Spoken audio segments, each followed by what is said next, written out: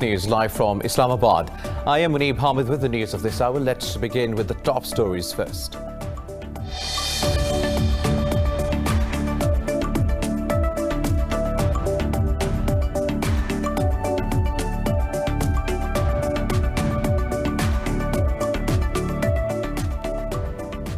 India has recorded the highest daily coronavirus deaths in the world, with 912 new fatalities, taking the toll to over 56,700. Brazil has reported 892 deaths in the past 24 hours, bringing the country's tally to over 114,000. Pakistan has registered 4 new fatalities overnight, the lowest daily death toll since March. Globally, COVID-19 has claimed more than 803,000 lives and infected over 23.1 million people. Hezbollah says it has downed an Israeli drone that violated Lebanon's airspace. In a statement, the group said the unmanned aerial vehicle was downed over Aita Ashar village near the city of Nablus. Israel is yet to issue a statement regarding the incident in the south of Lebanon.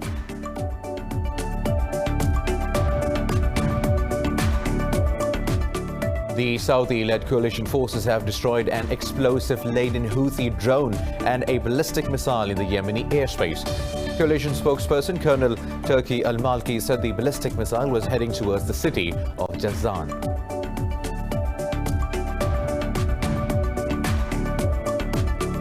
NATO has rejected Belarusian President Alexander Lukashenko's claim that foreign powers are organizing a build-up of troops on the country's border. Earlier, Lukashenko put the army on high alert to protect its territorial integrity on the western borders. News coming in detail after a short break. Stay tuned.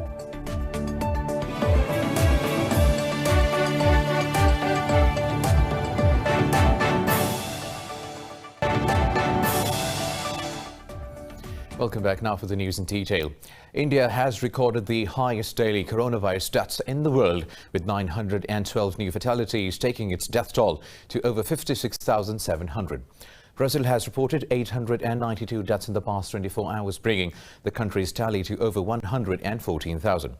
Globally, COVID-19 has claimed more than 803,000 lives and infected over 23.1 million people.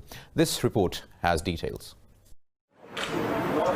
Governments across the world are scrambling to contain the second wave of coronavirus. Italy, once the global epicenter of the outbreak, reported nearly 1,100 new cases in a single day after months of encouraging signs of recovery. In Australia, after weeks of lockdown in Victoria State, new infections and the death toll has gone down significantly. The government is optimistic if the trend continues during the next few weeks, life may begin to go back to normal. We are confident that because of the amazing work that Victorians are doing, we will get to the other side of this, and then we can begin the really important process, that hopeful process of trying to repair, and I think succeeding in repairing the damage that this pandemic has done. The infections are also surging in South Korea, with authorities enforcing second-tier social distancing rules. Meanwhile, China has reported relatively fewer new infections and no new deaths, with life in Wuhan returning to normal. A Chinese pharmaceutical has also made a breakthrough in cure development, saying a new vaccine can create antibodies within a month. Small mutations will not affect the vaccine, and the same vaccine can deal with different epidemic strains. In fact, if there is a mutation, it will be a tiny mutation of nucleic acid, which is the mutation of the virus's RNA. But it does not mean that the virus has changed into a different type. The virus itself cannot mutate on such a big scale. Elsewhere, South Africa has also registered a spike in cases, with most deaths reported in the tourist hotspot of Cape Town. Meanwhile, in Pakistan, COVID-19 daily deaths have dropped to 4, the lowest since March. Officials say the recovery rate in the country has exceeded 93%. The Health Ministry said the active cases in the country are only above 10,000. The ministry said the death toll in the country has reached 6,235. It said just over 590 people tested positive in the past 24 hours, taking the tally to over 292,000. Sindh remains the worst hit province with nearly 128,000 infections, while Punjab has reported over 96,000 cases. Now, Pakistan has rejected the Indian media's propaganda over Islamabad's move to consolidate UN sanctions against prescribed organizations and individuals. On Tuesday, Pakistan imposed curbs on individuals and entities affiliated with the Afghan Taliban Haqqani network, ISIS and Al-Qaeda. Foreign Ministry spokesperson Zahid Chaudhry said Indian media reports about Pakistan imposing any new sanctions measures are baseless and misleading. He said the notification is a procedural measure and does not reflect any change in the sanctions list. He said Pakistan issued the order for full compliance with the UNSC sanctions and to meet its international obligations. Moving on, Hezbollah says it has downed an Israeli drone that violated Lebanon's airspace.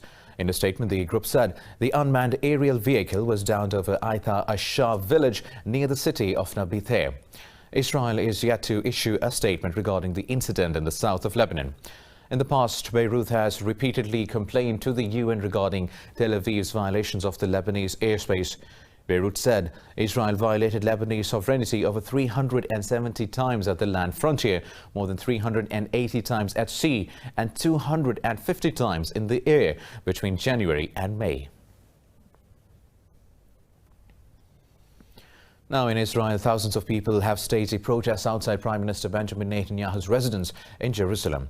They were calling for Netanyahu's resignation over allegations of corruption and his mishandling of the coronavirus pandemic.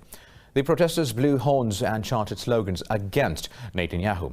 The Prime Minister was indicted on charges of bribery, fraud and breach of trust earlier this year. Netanyahu has dismissed the demonstrators as anarchists and accused local media of strengthening the protest by giving them extensive coverage. Meanwhile, the Saudi-led coalition says it has destroyed an explosive-laden Houthi drone and a ballistic missile in Yemeni airspace. Coalition spokesperson Colonel Turki al-Malki said the missile was heading towards the Saudi city of Jazan. The Houthis are yet to issue a statement on the incident. Earlier, the coalition forces claimed to have destroyed another Houthi missile and a drone last week. Moving on, Iran says its defense minister has arrived in Moscow to review issues of mutual interest with his Russian counterpart.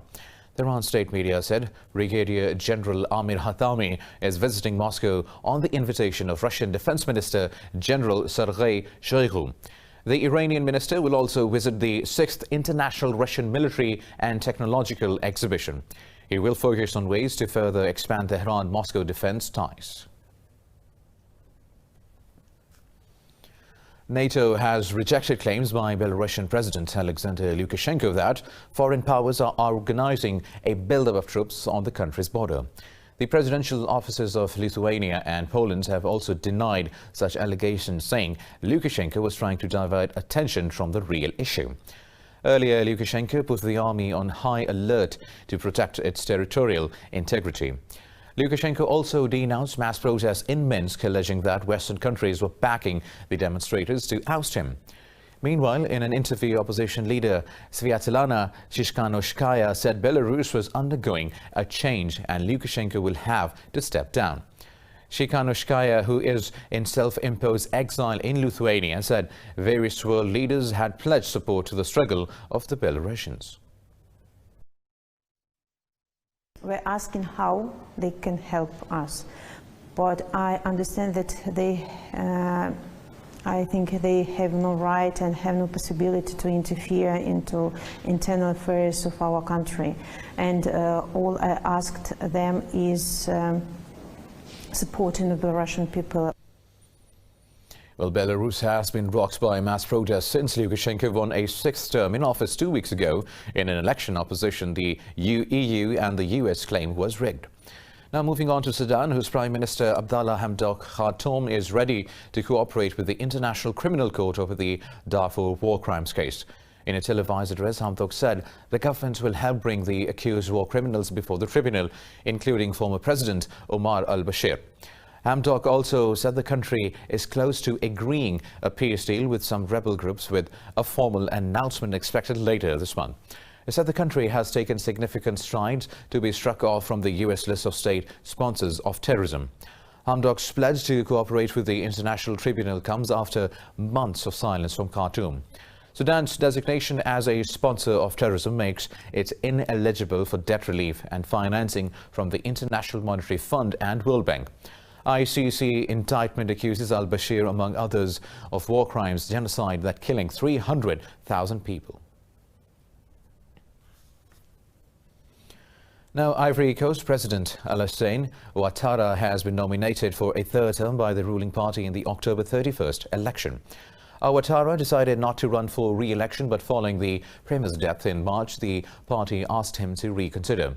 His opponents say the second term limit in the constitution bars him from running again. But Ouattara said his first two mandates do not count under the new constitution promulgated in 2016. Governing since 2011, Ouattara said the new constitution was declared in the interest of the country. More news coming up after a short break. Stay tuned.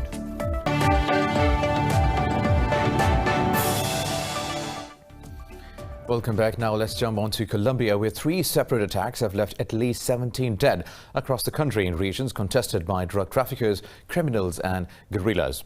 Separate attacks, each reported leaving 6 people dead, took place in the provinces of Nariño and Cauca, while a further 5 people were also reported killed in Arauca province.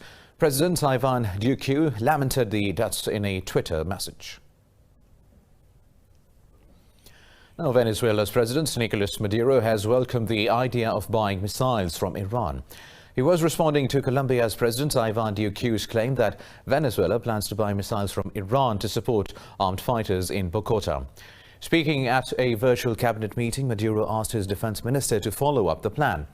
Maduro said Iran has up-to-date missile technology. The truth is that this idea from the Colombian president is not bad. It had not occurred to me. It had not occurred to us, Padrino. It is a good idea to speak with Iran to see what short, medium and long-range missiles they have, and if it is possible, given the great relations we have with Iran, to then buy good missiles so as to reinforce aerial and territorial defenses in Venezuela. Maduro said Venezuela will buy missiles for defense purposes against imperial aggression. Now moving on, in the United States state of Florida, eviction embargo brought in to safeguard residents during the COVID-19 pandemic will come to an end on September 1st. This will force 800,000 tenants to leave their homes. Details in this report. Due to the COVID-19 outbreak, the U.S. federal government introduced the CARES Act back in March. It placed a temporary ban on evictions for renters who failed to pay their bills, as thousands lost their jobs and were forced to stay indoors. The aim of the act was to provide relief for tenants during the pandemic. The moratorium in Florida will cease on September 1st, leaving thousands of tenants with a tough choice to make. First and foremost, it says that a landlord can file an eviction for non-payment of rent. However, they can't get the final action if the tenant can't pay because they're affected by COVID-19. Now, what's a final action? No one knows. That's not defined within the executive order. Experts say even before the coronavirus outbreak, people of color have already faced difficulty in their life. The long-term inequality in the U.S. has a devastating economic impact of the pandemic, putting many in a tougher position. Even before the pandemic, many of them were about one paycheck away from not being able to pay for shelter. And with the pandemic and the loss of income, that just pushes them over the edge. And they have to make decisions between, for example, paying the rent or paying for food. Statistics show African Americans and Latinos are disproportionately more at risk of being evicted as soon as the CARES Act expires. The temperature in central and southern Brazil has plummeted to the lowest level in August in years. The country is experiencing rare cold weather due to the combined effects of the polar air front and the cold current. The coastal areas of the southeastern Brazil have been hit by rainstorms. Rio de Janeiro has seen over 125 millimeters downpour in the past 24 hours. 3-meter-high huge waves were seen crashing against rocks along the southern coast of Rio de Janeiro. The Brazilian Navy has issued a 36-hour blockade order on the southeast coast, prohibiting any ship from going to sea. Sao Paulo experienced a record low temperature of 8.2 degrees Celsius on Saturday, which was rare in 60 years. Yesterday, the historic cold front has brought snow to parts of the southern cities of Curitiba and Tijucas do Sul. Several states across Australia's southeast have been surprised by a late snowfall due to Antarctic air sweeping through the region. Many people came out to enjoy the surprise event despite wild winds and heavy snow closing down roads. The winter whiteout swept across New South Wales, Victorian, the Australian Capital Territory and Tasmania. Australia's Bureau of Meteorology said the cold weather will likely remain for several days.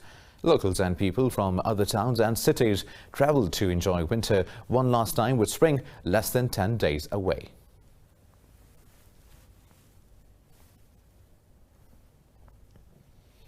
In the United States, wildfires fueled by high temperatures and ongoing lightning strikes continue to ravage California. California Department of Forestry and Fire Protection has warned people as the blaze threatens capital Sacramento and San Francisco. Now, the wildfires have so far killed 6 people and incinerated nearly 700 buildings. Cal Fire said new fires are feared to ignite over the weekend as more lightning storms are expected. The fires that started a week ago have destroyed over 1 million acres of land. Over 14,000 firefighters have been deployed to extinguish the fires in the affected areas. Governor Newsom has urged the residents to evacuate the vulnerable places as soon as possible.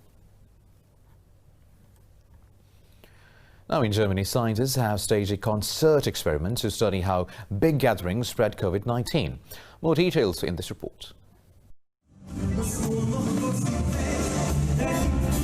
Around 1,500 volunteers equipped with tracking gadgets attended an indoor concert in Leipzig, Germany. Researchers want to find out how cultural and sporting events can safely take place without posing a risk to the population amid the coronavirus pandemic. Volunteers were handed protective face masks, typically used in hospitals, and bottles of fluorescent hand sanitizer.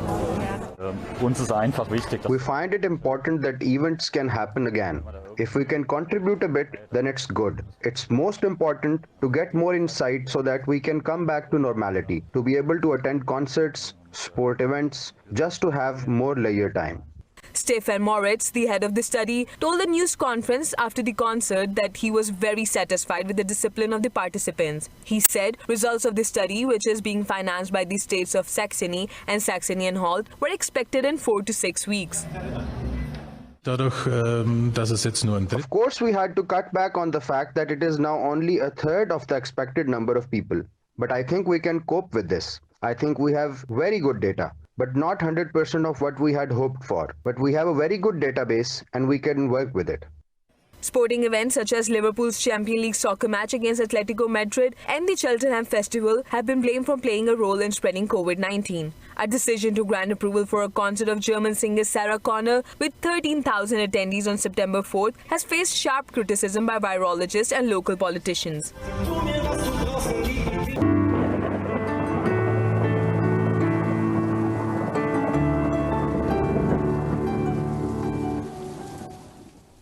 And now let's have a look at the weather updates across the globe.